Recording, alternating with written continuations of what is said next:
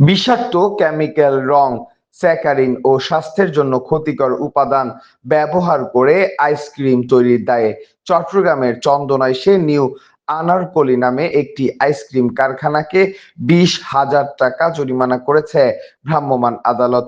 একই সঙ্গে প্রতিষ্ঠানটি থেকে প্রায় ২ লাখ টাকার মালামাল জব্দ করা হয়েছে।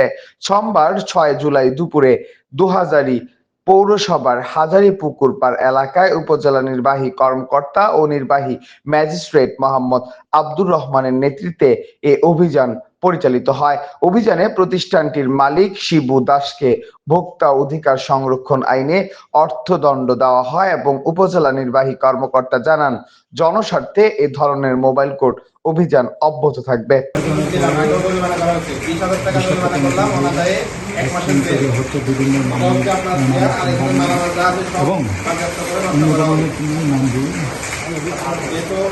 যেগুলো আছে মালামাল আছে মেশিনারি দেখে আপনি বৈধভাবে বৈধ ব্যবহার করতে পারেন, এগুলো রেখে দিলাম। আমি চাইছিলাম এগুলো আপনি যদি না আসছেন এগুলো করতে করে নিয়ে যাবেন।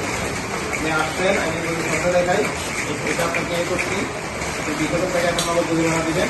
আর মালামাল সবগুলো গাড়িতে উঠবেন না,